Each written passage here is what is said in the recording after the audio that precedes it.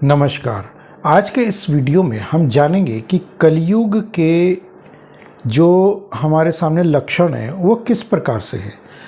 क्या क्या लक्षण ऐसे हैं जिनकी वजह से ये कलयुग जो है बहुत पाप का भागी बन रहा है, या फिर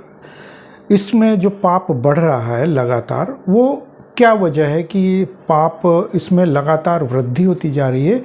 और जैसा हम सुन रहे हैं कि कल्कि का अवतार हो चुका है या फिर बहुत जल्द होने वाला है, तो हम इस पचड़े में नहीं पड़ने वाला है, विशेषकर मैं, कि कल्कि का अवतार हो चुका है या फिर शीघ्र होने वाला है। तो जैसे कि 5,32,000 कुछ ऐसा समय बताया जा रहा है, या 4,32,000 वर्ष जो बताए जा रहे हैं कि इतनी आयु कलयुग की है, तो हम उसी को आधार मान करके चलते हैं, क्योंकि पुराणों में हमें उल्लेख मिलता है कि कलयुग अभी, उसके आधार पर कलयुग अभी बहुत लंबा है। लेकिन जो पंच सखाओं की जो भविष्यवाणी है उसको आधार मानते हैं, या कुछ अन्य लोग जो अपने तर्क देते हैं तो हम उनको भी आधार मान सकते हैं, क्योंकि हम इसमें त्रिकालदर्शी की भूमिका में नहीं है। हम दोनों चीज़ों को मानेंगे, क्योंकि वो भविष्यवाणी भी हमारे पुराणों में, वेदों में उल्लेख मिलता है कि पुराणों में, वेदों में भविष्यवाणी के बारे में कहा गया, तो हम उसको भी मानते हैं। लेकिन क्योंकि मलेच्छों में या अन्य लोगों में भविष्यवाणी या पुनर्जन्म या इस तरह की चीज़ें नहीं होती है, वेदों को वो नहीं मानते, तो हम उस विचारधारा में नहीं आते। क्योंकि हम शुद्ध सनातनी हैं तो हम इस विचारधारा में आते हैं और हम इनको दोनों को मानते हैं। और हम दोनों को इसलिए मान रहे हैं क्योंकि इस विचारधारा में कई लोग ऐसे हैं जो हर एक चीज़ को दक्यानुसी भी बताते हैं और फिर उनको मानते भी हैं। बेशक वो कहे कि किसी घर से कहीं कोई काम से, किसी काम से व्यक्ति जा रहा है तो उसको टोकना नहीं चाहिए, तो वो उसको कहते हैं कि आप किस ज़माने की बात कर रहे हैं। लेकिन अगर आप पुराण पढ़ोगे तो आपको लगेगा कि हाँ, वास्तव में ये चीज़ सत्य है। पुराणों में कहा गया है ऐसा कि घर से यदि कोई जा रहा है, कुछ काम से जा रहा है, तो उसको टोकना नहीं चाहिए उस टाइम जब वो निकल रहा हो खास तौर पर। तो ये बिल्कुल सत्य है कि उसे टोकना नहीं चाहिए। दूसरी तरफ हम ये देखते हैं कि वही लोग ये कहते हैं कि जो नहीं जानते, पुराण नहीं पढ़ते, लेकिन वो शुद्ध हिंदू होने का दावा करते हैं, तो वो ये भी कहते हैं कि ये सब दक्यानुसी है। तो दोनों तरह के लोग हमारी विचारधारा में आजकल समाहित है, और पिछले 150-200 वर्षों से हम ऐसे ही लोगों में रहते आए हैं, जीते आए हैं, और हमारी पीढ़ियाँ ऐसी में खपती जा रही है। तो कई लोग हैं जो धर्म को मानते हैं, कुछ है जो धर्म को नहीं मानते। जो धर्म को मानते हैं वो शुद्ध रूप से सनातन को फॉलो करते हैं, और जो नहीं मानते वो सिर्फ एक हिंदू धर्म के अनुयायी बनकर रहे हुए हैं। तो ये दोनों परस्पर विचारधाराएं हमारे साथ जुड़ी हुई रहती है। हम अपने घर में, परिवार में, रिश्ते में, सगे संबंधियों में, पड़ोसियों में, मोहल्ले में, शहर में, कहीं पर भी हम इस विचारधारा को देख सकते हैं या भुगत रहे हैं। तो इसमें हम उसी आधार पर आगे लेकर चले कि कल्कि अवतार, यदि लोग कहते हैं कि कल्कि अवतार हो चुका है, और भविष्य मालिका ये कहती है कि कल्कि अवतार हो चुका है, तो हम उसको भी मान रहे हैं। हो सकता है कि ये हो चुका हो, ये मैं स्वयं भी मान रहा हूँ। दूसरी बात यह है कि यदि मैं पुराणों को पढ़ता हूँ तो वो यहाँ कुछ और मिलता है कि 4,32,000 का जो समय अवधि है, वो अभी उसमें से सिर्फ 5,000 के लगभग समय बीता है, 5,000 वर्ष। तो अभी उसका अंश मात्र गुजरा है। अब यहाँ पर बात ये आती है कि यदि कल्कि अवतार हो चुका है, तो जैसे कि कई लोग ये कहते हैं कि 2043 में या फिर 2029 में, या कोई और भी 29 का 30 भी कर सकते हैं, 32 भी कर सकते हैं, 43 का 45 भी, 50 भी मान सकते हैं। तो यहाँ पर ये युग समाप्त हो जाएगा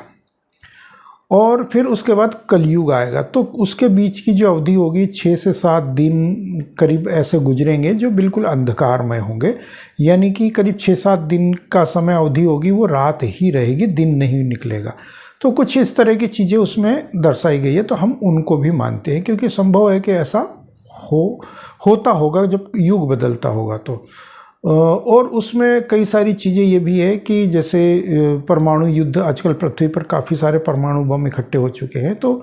वो परमाणु युद्ध हर कोई इस्तेमाल करना चाहेगा और अपना बचाव करने के प्रयास में वो दूसरे का नाश मारेगा। तो हम यदि दूसरे का नाश करेंगे तो दूसरा भी हमारा नाश करेगा। तो ये इसको लेकर के पूरी पृथ्वी जो है उथल पुथल हो जाएगी, और यहाँ पर कुछ इस प्रकार से बताया जा रहा है। तो कई लोग इस चीज़ को मान रहे हैं, कई लोग नहीं मान रहे। हम दोनों चीज़ों को लेकर के चलेंगे, हम इसमें बीच में नहीं। तो यहाँ पर बात ये आती है कि क्या ऐसा संभव है। अब हम अपनी भी बात करें तो कलयुग के जो लक्षण हैं उसके आधार पर अभी हम ये कह सकते हैं, पिछले एक वीडियो में भी मैंने बताया कि अभी ये एक अंश अवतार हो सकता है। यानी कि कोई ऐसा कोई शक्ति आ सकती है या फिर कोई ऐसे देवी देवता एक आंशिक तौर पर आ सकते हैं जो अभी पापाचार बहुत ज़्यादा बढ़ गया है पृथ्वी पर, तो उसको कुछ हद तक 1000, 2000, 4000, 5000 वर्ष तक थोड़ा सा लगाम लगा दे, रोक दे, या कुछ अनाचारी या अवैदिक शक्तियाँ जो पृथ्वी पर पनप चुकी है, जैसे कि मिडिल ईस्ट की जो एक विशेष विचारधारा या एक नई पंथ वगैरह जो आए हैं, या हम पश्चिमी सभ्यता वाले कुछ लोगों को मान सकते हैं। तो वो कुछ ऐसे लोग हैं जो वेदों को नहीं मानते, पुराणों को नहीं मानते, पुनर्जन्म को नहीं मानते, भविष्यवाणियों को नहीं मानते, और इस तरह की बहुत सी चीज़ें। तो वो उनको हो सकता है कि दबा दे, ख़त्म कर दे, और फिर वेदों को पुनर्जागरण, वेदों की तरफ जाए, पुनर्जागरण करे, और फिर वेदों को फिर प्रचार प्रसार हो, और फिर 2000, 4000, 5000 वर्ष फिर से ये चल पड़े। तो कुछ इस तरह की उथल पुथल होती रहे या फिर होती होगी हर एक युग में। तो जैसे होता था कि एक देवासुर संग्राम होता था, तो वो देवासुर संग्राम के बाद युग परिवर्तन नहीं होता था, शायद ये हम कह सकते हैं, क्योंकि देवासुर संग्राम एक अलग स्थिति होती थी, और एक यदि हम कहें कि राम और रावण का युद्ध हुआ, तो उसके बाद कुछ समय बाद फिर युग का परिवर्तन हो गया। इसी प्रकार से हम कहें कि महाभारत कालीन जो युद्ध हुआ महाभारत का, उसके बाद फिर युग परिवर्तन हुआ। तो यदि हम कहें कि कल्कि अवतार अभी हो रहा है, यदि हम ये माने, आधार माने, तो कल्कि अवतार यदि हो रहा है तो फिर युग परिवर्तन भी होगा। तो इसलिए हम ये कह सकते हैं कि अभी अंश अवतार ही कहा जा सकता है। क्योंकि लेकिन एक चीज़ और भी मैंने देखी है कि अगर आप पुराणों को पढ़ेंगे तो पुराणों में ये उल्लेख मिलता है कि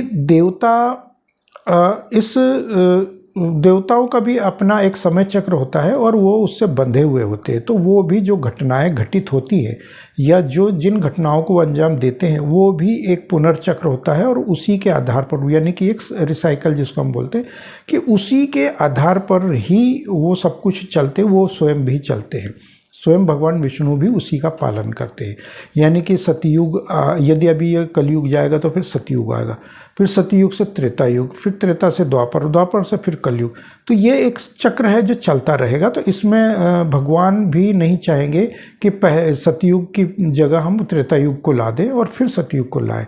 तो ऐसा नहीं होने वाला है। तो ये अवधि, वो समय अवधि बेशक कम ज़्यादा हो सकती है, लेकिन वो चक्र नहीं बदलता।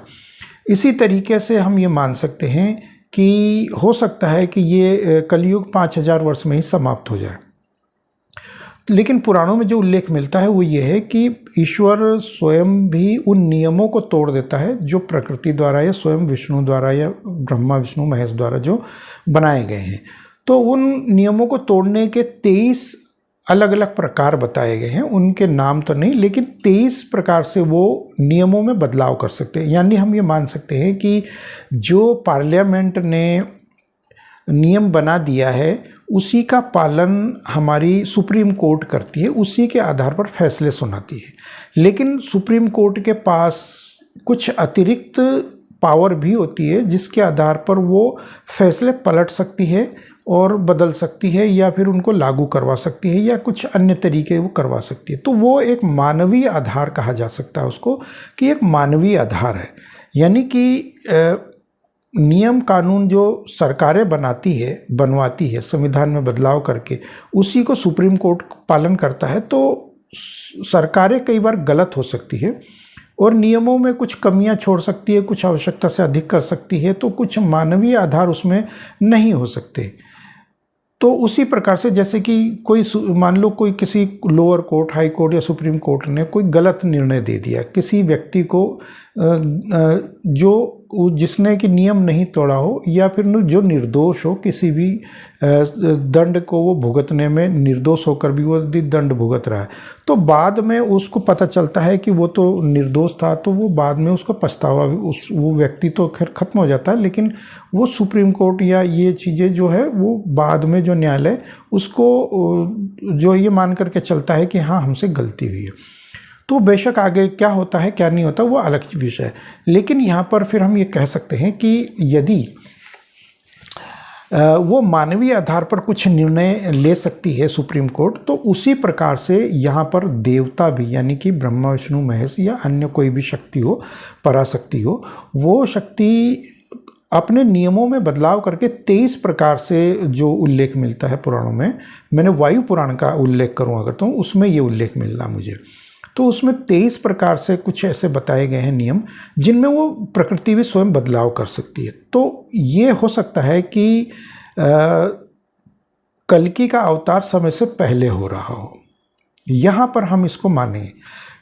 इसलिए मान सकते हैं क्योंकि इस वक्त पृथ्वी पर जितने भी अत्याचार और दुराचार, या हम देख सकते हैं कि नारी का अपमान, ब्राह्मण का अपमान, गौ हत्या या फिर प्रकृति का दोहन आवश्यकता से अधिक हो रहा है, तो ये सब चीज़ें देखते हुए हम ये मान सकते हैं या यूँ कह सकते हैं कि इस वक्त कलयुग का अंत निश्चित है। और ये भी कह सकते हैं कि हाँ कुछ बदलाव जरूर हो सकते हैं, जैसे कि मैंने 23 प्रकार के उदाहरण दिए आपको बताए, तो 23 प्रकार से अलग अलग हो सकते हैं कि एक आंशिक अवतार भी हो सकता है, या फिर जैसे परमाणु अस्त्र शस्त्र बहुत सारे इकट्ठे हो गए हैं तो उनको निष्क्रिय कर दें, कोई ऐसी शक्तियाँ आए। और इसके अलावा हम ये भी कह सकते हैं कि जो प्राकृतिक दोहन जो हो रहा है, तो कहीं कोई ऐसा प्रलय विप्लव, जैसे कि बाढ़ बारिश लगातार, या कुछ भूस्खलन आए, कुछ आए, जैसे कि हमने वायनाड वगैरह में देखा, तो लगातार वो भूस्खलन हुआ और उसमें गांव के गांव साफ हो गए, या हम और भी कई जगहों पर देखते हैं बाढ़ बारिश लगातार आती है, तो वो सब जो नदियों में अतिक्रमण किया होता तो वो सब समाप्त कर जाता। तो इसी तरीके का कोई पूरे बड़े लेवल पर कोई प्राकृतिक आपदा आए, या कुछ इस प्रकार से परमाणु युद्ध छिड़ जाए कुछ हो, और हो सकता है कि पृथ्वी पर कम से कम 30-40% या 60-70% या 80% तबाही मच जाए और बाकी 20-30% लोग बच जाए, और फिर वो बचे ऐसे जगह पर कहीं पर, और फिर उनका फिर पुनर्जागरण हो, और फिर धीरे धीरे वो फिर प्रकृति की तरफ आए, वो धर्म को माने, वेदों को माने, फिर वो अपनी एक नई जीवनचर्या दिनचर्या, और फिर वो एक धीरे धीरे फिर वो उठना प्रारंभ करे, फिर वो पृथ्वी पर फिर वो विचरण करके फिर पूरी पृथ्वी पर फिर फैले, और वहाँ से फिर वो प्रकृति को फिर जाने समझे, या इस तरह की कई सारी चीज़ें हो सकती है। तो ये हम इसको ये नहीं कह सकते कि ये युग का ही परिवर्तन हो, लेकिन अगर युग का परिवर्तन होगा तो हो सकता है कि 6 से 7 दिन तक अंधेरा छाया रहे, फिर कोई एक ऐसी खुशबू पूरी पृथ्वी पर, ऐसी मंद हवा चले, कुछ ऐसी पवित्र हवा चले जो सारा पोल्यूशन, प्रदूषण या इस तरह की चीज़ें हैं, जो बुरी शक्तियां हैं, असुरी शक्तियां हैं, उन सबको बहा कर ले जाए, समाप्त कर दे पृथ्वी पर से, और फिर अगले 1000, 5-7 हज़ार, 10 हज़ार, 20 हज़ार, 50 हज़ार वर्ष तक के लिए शांति हो, या फिर छिटपिट जो भी घटनाएं होती रहे वो युग के अनुसार होती रहे। और यदि सतयुग आएगा इसके बाद, तो इसका मतलब ये है कि हम अपने जीवन काल में जो अभी 40, 50, 60 वर्ष की आयु के लोग हैं, वो हो सकता है कि इस अपनी, यदि उनके कर्म अच्छे हैं, हमारे कर्म, मेरे कर्म, आपके, जिनके भी कर्म अच्छे होंगे यदि, तो वो फिर उस युग में प्रवेश कर सकता है। तो इस विषय पर जो मैंने अपने एक वीडियो बनाया हुआ है कि किस प्रकार से उस युग में जाने पर आपको वहाँ क्या, आपकी आयु कितनी है, किस आधार पर आप उस युग में जा सकते हैं, आप नहीं जा सकते तो यदि कोई बालक है तो उस युग में जा सकता है, कोई वृद्ध है तो भी जा सकता है, कोई किसी भी प्रकार से वहाँ पर, यदि उस युग परिवर्तन में हम कहें कि यदि 7 दिन बाद फिर वो युग परिवर्तन हो जाएगा, मान लो 2029 में, 2043 में युग परिवर्तन हो करके और नया युग का नया सूर्य उदय होगा, तो उस युग में कौन जाएगा। तो ये सब चीज़ें मैंने उस वीडियो में बताई हुई है, तो आप उस वीडियो को भी देख सकते हैं। तो ये एक क्राइटेरिया होता है इसका कि यदि 23 प्रकार से बदलाव हो सकते हैं तो हो सकता है कि देवी देवता इस पृथ्वी पर जन्म ले चुके होंगे और कहीं ना कहीं उनका प्रादुर्भाव आगे यदि हुआ है तो वो कुछ ना कुछ गतिविधियां ऐसे कर रहे होंगे या अपना वो शक्ति प्रदर्शन करने का प्रयास करेंगे बहुत शीघ्र। तो इसमें हो सकता है कि जैसे हम इजराइल और हमास वगैरह इधर जो युद्ध चल रहा है वो भी एक माध्यम हो सकता है उसमें। उसको हो सकता है कि अभी उन्होंने आंशिक तौर पर वहाँ उस क्षेत्र में दबा कर रखा है, या फिर यूक्रेन वार है, जैसे हमारा फिर चीन और भारत का एक फ्रंट खुलने वाला है या खुल सकता है, तो कश्मीर को लेकर के भी खुल सकता है। तो इस तरीके से दुनिया भर में कम से कम इस वक्त 10 से 12 ऐसे फ्रंट हैं जो कभी भी खुल सकते हैं। ताइवान को लेकर भी हम मान सकते हैं। तो ये ऐसे बहुत सारे उदाहरण हमारे सामने हैं कि कभी भी कोई भी फ्रंट खुल सकता है और बड़े स्तर पर वो फैल सकता है। तो वो भी एक माध्यम हो सकता है युग परिवर्तन के लिए, हम ये कह सकते हैं, क्योंकि इसी पृथ्वी पर है, जो कुछ होना है वो इसी पृथ्वी पर होना है, वो देखना है। तो बाकी ब्रह्मांड में अलग अलग जगहों पर क्या होगा क्या नहीं ये तो हम नहीं मान सकते। लेकिन हाँ, क्योंकि इस पृथ्वी पर इस समय जो स्थिति है वो ये है कि यहाँ पर पृथ्वी का गुरुत्वाकर्षण काफ़ी कम हो चुका है और प्रदूषण, पोल्यूशन, एयर पोल्यूशन की वजह से, नॉइस पोल्यूशन या वाटर पोल्यूशन, और ये इन सब को लेकर के यहाँ पर प्लास्टिक खास तौर पर इसका सबका कारक प्लास्टिक बन रहा है। औद्योगिक क्रांति बन रही है और वाहनों की जो रेडिएशन, वाहनों का जो प्रदूषण है वो इसका कारक बनता जा रहा है। तो ये सब चीज़ें समाप्त हो जाए और हम फिर से बैलगाड़ी या घोड़े गाड़ी पर लौट आएँ तो ये भी एक कारण हो सकता है, क्योंकि अब खेतों में ट्रैक्टर की सुविधा आ गई है तो अब वो पशुओं का इस्तेमाल, वहाँ बैलों का इस्तेमाल कम हो चुका है। तो ये हो सकता है कि कुछ बदलाव ऐसे हो जिससे हम फिर से उस युग में लौट चलें जहाँ से हमें ये कह सकते हैं कि हाँ वो एक आंशिक बदलाव था और अगले फिर से 5 से 7 या 10,000 वर्षों के लिए हम थोड़ा सा शांति से रह सकती हैं हमारी पीढ़ियाँ आने वाले समय में। लेकिन उसके लिए फिर ये हो सकता है, क्योंकि अभी आबादी इतनी अधिक है पृथ्वी पर, करीब 5 अरब लोगों की संख्या हो चुकी है, तो ये आबादी भी घट कर के आधी हो सकती है या फिर 25%, 20% ही रह जाए। कुछ ऐसा भी हो सकता है, क्योंकि जब प्रलय आएगा या विपत्ता बहुत बड़ी आएगी विपत्ति, तो वो क्योंकि जैसे कहते हैं कि तिनके का सहारा, यदि डूबने वाले को तिनके का सहारा है, तो उसी प्रकार से अच्छे से अच्छे व्यक्ति को मारने के लिए भी तिनका काफ़ी होता है। तो वो कहीं से भी किसी भी प्रकार से कोई ना कोई वो उस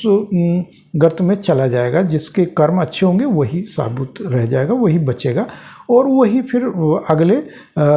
युग में प्रवेश करेगा या फिर वो अगले जो अंश अवतार होगा तो वो उसके सामने प्रस्तुत होगा। ये कुछ चीज़ें हैं जो हमारे लिए विरोधाभास बना हुआ है। लेकिन बहुत से लोग ऐसे हैं जो जितने भी कमेंट्स में देख रहा हूँ उनमें ज़्यादातर लोग यही बात कर रहे हैं कि अवतार हो चुका है ये, और ये जो है युग परिवर्तन होने वाला है, ज़्यादातर लोग। लेकिन वो इसका तर्क नहीं दे पाते हैं।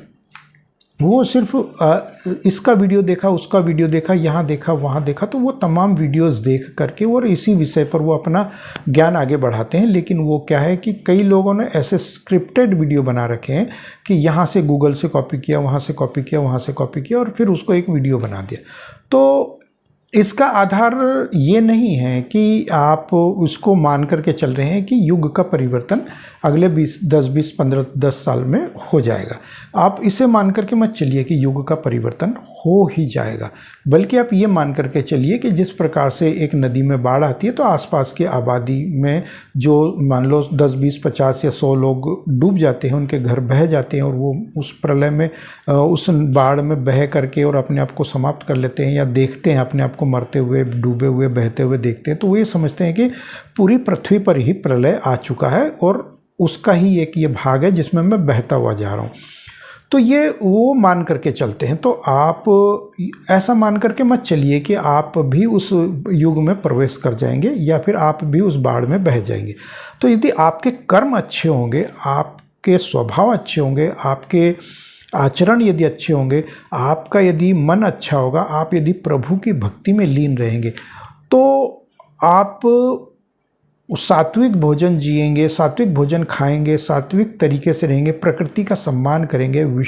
श्री हरि विष्णु की आराधना करेंगे आप देवी देवताओं को, खास तौर पर कि मैं अनुरोध करना चाहूँगा कि आप अपने कुल देवता और कुल देवी का सम्मान करें, उनकी पूजा करें, उनको नियमित तौर पर उनकी आराधना करें,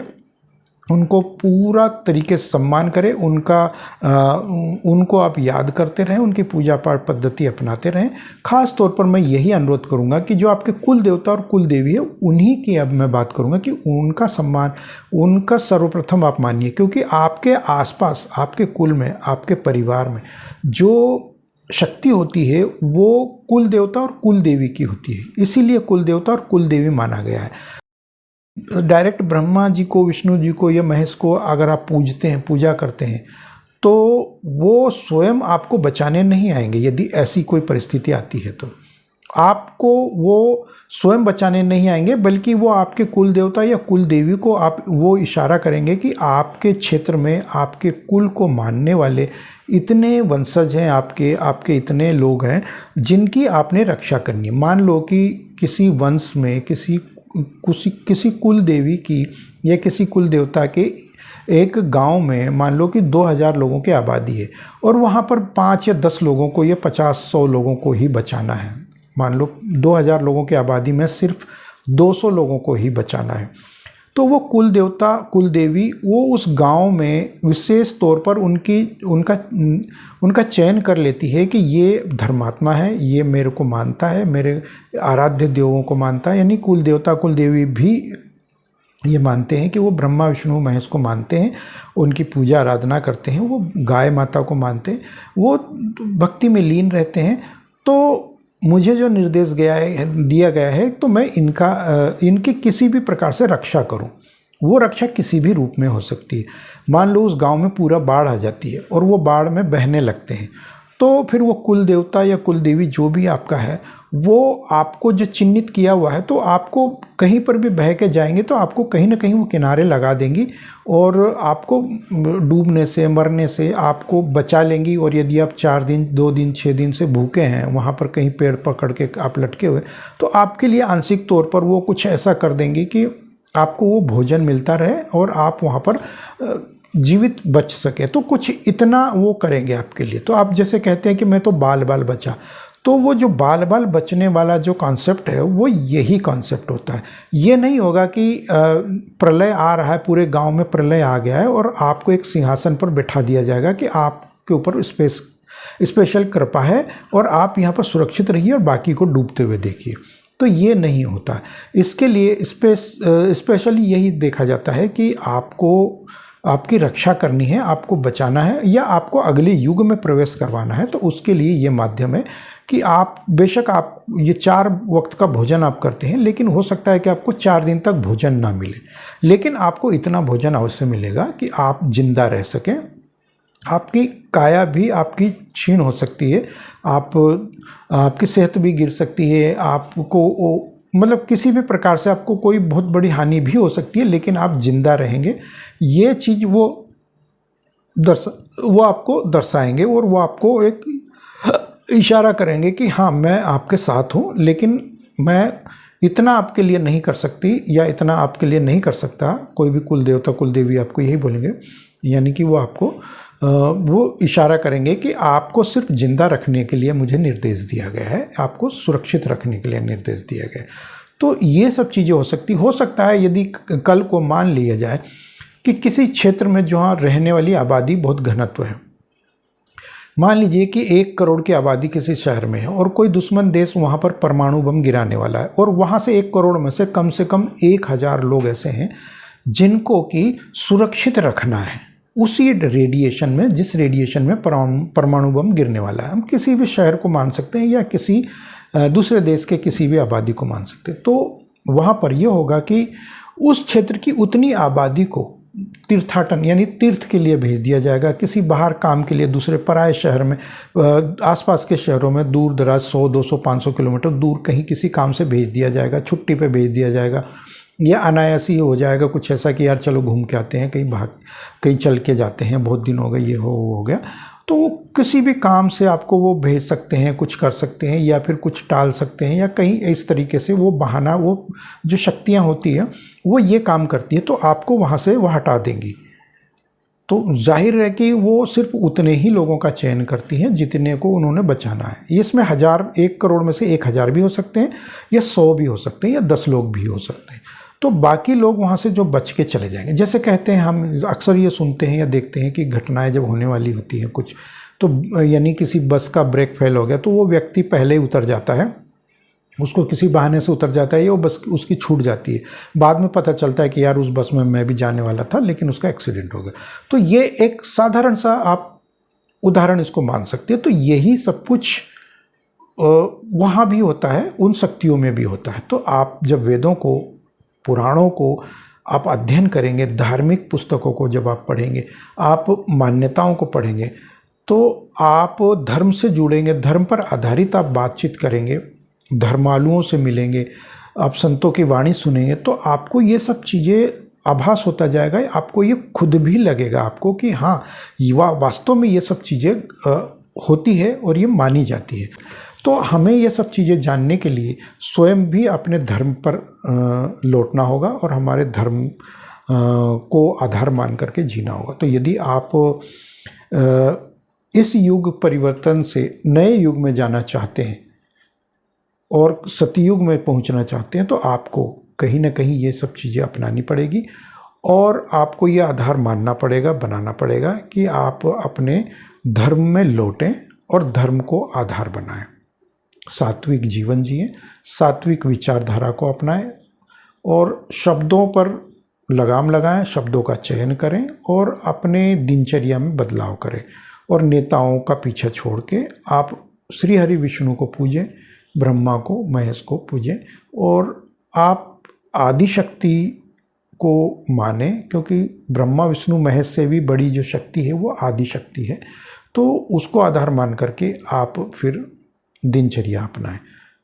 उससे आपको ये होगा कि अभी भी आपके पास समय है। यदि आपके पास 2 घंटे का समय भी हो, 2 मिनट का भी समय हो, तो आप उस समय को निकालें। क्योंकि जैसे कहा जाता है कि आपकी अंतिम इच्छा क्या है, जब लास्ट में जब जैसे मान लो फांसी वगैरह दी जाती है, तो वो यही कहता है, यदि मान लो कोई वो धर्मात्मा होगा तो यही कहेगा कि मुझे स्मरण करने का समय दे दीजिए भगवान का 2 मिनट।